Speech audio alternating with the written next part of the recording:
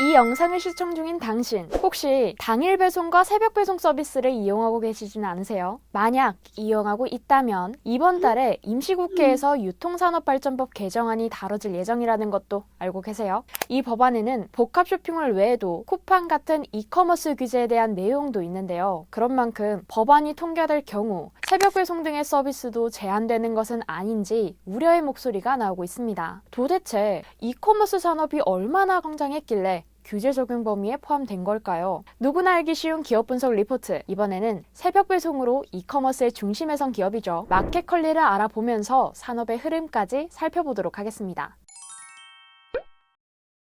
2015년에 설립된 컬리는 간단하게 말하면 대한민국에서 최초로 새벽 배송 서비스를 실시했던 온라인 식재료 판매 업체 마켓컬리를 운영하고 있는 기업이에요. 자, 많은 사람들이 마켓컬리가 기업 명칭이라고 생각하는데요. 정확하게 기업의 명칭은 컬리고요. 컬리에서 운영하는 장보기 애플리케이션의 이름이 마켓컬리예요. 혹시나 컬리 입사를 준비 중이라면 이 점 명심하시고요. 이번 영상에서는 편의를 위해서 컬리가 아닌 마켓컬리로 통칭하면서 살펴볼게요. 자, 우선 마켓컬리는 신선식품이라는 주력 카테고리 안에서 새벽 배송 서비스를 진행하면서 수익을 창출하고 있어요. 자, 그런데 여러분 생각해보세요. 몇 년 전까지 우리가 온라인으로 주문했던 건 가구, 책, 옷 같은 비식품이었어요. 신선식품을 온라인으로 주문한다는 것 자체가 익숙하지 않은 풍경이었는데 채소나 과일, 해산물 같은 신선식품류는 직접 보고 골라야 믿을 수 있다는 인식이 강하게 자리 잡고 있었기 때문이죠. 하지만 코로나19가 등장하면서 오프라인 쇼핑에 제약이 생겼고요. 자연스럽게 온라인 쇼핑 안에서 신선식품 분야의 확대 역시 빠른 속도로 이루어졌어요. 자, 실제로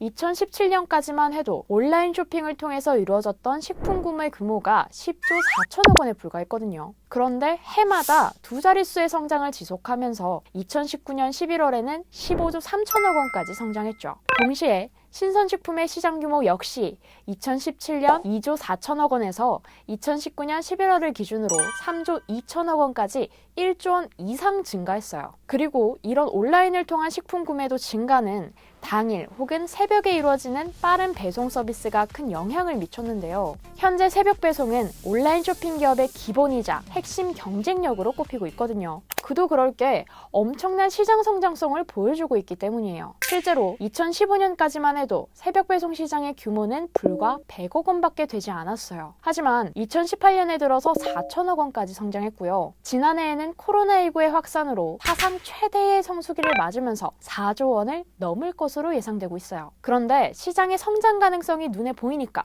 기업들이 어떻겠어요? 시장을 선점하려고 노력할 거 아니에요. 그런데 이미 이 시장에 진출해서 위치를 확보한 기업이 있었습니다. 바로 새벽 배송의 원조이자 이번 영상의 주인공 마켓컬리였어요. 2018년까지만 해도 마켓컬리의 누적 회원수는 140만 명, 연간 매출액은 1,571억 원이었어요. 그런데 이커머스 시장이 성장하고 신규 소비자가 유입되면서 2019년 누적 회원수는 390만 명 가까이 증가했고요. 매출도 4,289억 원을 벌어들였어요. 대세 기업인 걸 입증한 거죠. 이런 성장은 코로나에도 멈추지 않았고요. 오히려 대박이 터졌어요. 코로나 발생 이전에는 400억 원에서 500억 원 사이였던 월 거래액이 이후에는 1,000억 원 가까이 치솟았고요. 자연스럽게 지난해인 2020년에는 설립 5년 만에 연매출 1조 원 달성이 예상된다고 해요. 그런데 여기에 문제가 하나 있습니다. 매출만 올라야 하는데 적자도 같이 증가하고 있어요. 2018년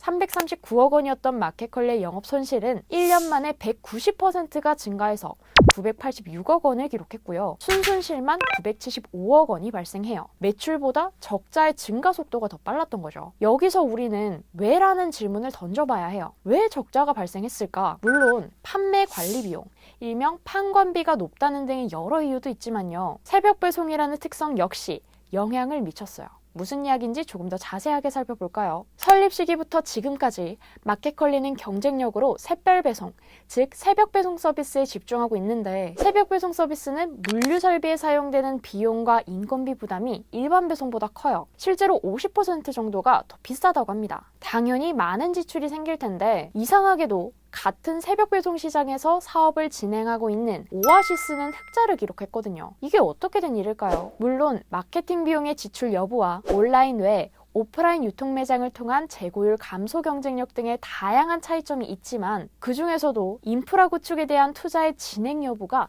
정말 달랐어요. 마켓컬리는 인프라 구축 같은 규모 확장의 대규모 투자를 진행하고 있는데 마이너스가 찍히면 덩치를 좀 줄이거나 덜 키워야 되는 거 아니야? 인프라 확대를 왜 하는 거야? 싶잖아요. 자, 택배, 즉 물류는 규모의 경제가 크게 적용되는 산업이에요. 거기다 신선식품이나 새벽 배송처럼 새로운 배송 서비스를 제공하기 위해서는 인프라 역시 새롭게 갖춰야 하죠. 예를 들어서 구입한 물건을 보관할 곳, 신선식품을 관리할 곳, 맞춤 출고 시스템 같은 것들요. 그렇다 보니까 초기 투자 비용이 많이 들어도 필수 단계일 수밖에 없어요. 물론 모든 준비가 완벽하게 끝나면 적자의 원인 중 하나가 됐던 해당 분야의 지출은 자연스럽게 줄어들고요. 동시에 고객을 확보할 수 있는 경쟁력을 가지게 돼요. 하지만 이 과정들은 오랜 시간을 필요로 하기 때문에 기업들은 적자 상황을 버티고 성장을 만들기 위해서 다양한 투자를 유치합니다. 참고로 마켓컬리도 지난해 2천억 원 규모의 시리즈 E 투자를 유치했죠. 자, 마켓컬리가 적자에도 불구하고 인프라 확대를 놓칠 수 없는 이유 이해가 가시나요? 앞으로 국내 이커머스 시장의 규모는 꾸준히 성장해서 2022년을 기준으로 200조 원까지 확대될 전망이고요. 동시에 온라인 쇼핑의 편의성을 학습한 소비자가 늘고 비대면 트렌드가 지속되면서 신선식품 배송 시장 역시 성장할 예정이라고 해요. 그런 만큼 적자 속에서 마켓컬리는 수익성 회복을 위한 다양한 시도를 할 예정인데요. 우선 앞에서 이야기했던 것처럼 새로운 물류센터를 통해서 주문 처리량을 늘릴 계획이에요. 현재 마켓컬리는 총 6개의 물류센터를 보유하고 있는데요. 2월부터 가동되는 김포 물류센터는 기존 물류센터보다 1.3배가 넘는 면적을 가지고 있고요. 동시에 자동화 시스템을 갖춘 대형 물류센터로 구축되기 때문에 주문 처리량이 현재 2배 수준으로 증가할 예정이라고 해요. 이와 동시에 자체 브랜드인 컬리스 상품을 확대할 계획인데요. 자체 브랜드는 충성 고객 확보와 제품 수급 과정의 효율성을 높여서 수익성을 개선할 수 있는 만큼 대형마트를 비롯한 이커머스 기업들이 강화 중인 사업 분야예요. 하지만 한편에서는 마켓컬리의 전망과 관련해서 새벽 배송 시장 경쟁도 심화되는 중이고 판매 비율에 따른 포장과 배송비 지출도 커지고 있기 때문에 손실을 줄일 수 있을지는 지켜봐야 한다는 의견도 존재합니다. 자, 지금까지 샛별 배송으로 일상의 편리함을 책임지고 있는 기업 마켓컬리와 함께 새벽 배송 산업과 온라인 신선식품 시장에 대해 알아봤는데요. 그렇다면 이번에는 취준생을 위한 취업 포인트, 현직자 평가와 함께 연봉에 대해서 알아봐야 되겠죠. 캐치 사이트를 기준으로 리뷰 종합 점수는 75.9점. 장점으로는 젊은 기업 문화로 분위기가 자유롭고 성과 중심제라는 점이 있었던 반면에 단점으로는 임금이 낮고 직종에 따라 만족도가 달라지며 복지가 자, 동시에 성과급과 직무에 따라 차이가 있을 수 있지만요. 현재 확인 가능한 마켓컬리의 평균 연봉은 3천만 원 선이었습니다. 최근 마켓컬리는 김포 물류센터와 관련한 대규모 채용과 함께 마케팅과 MD 분야에서 경력과 인턴 채용을 진행했었는데요. 현재는 경영지원과 개발직군에서 경력직 채용이 진행되고 있어요. 아쉽게도 신입 채용 공고는 뜨지 않은 상태이지만 꾸준히 다양한 직군에서 인턴 채용 공고가 게시된다고 하니까 알아두세요.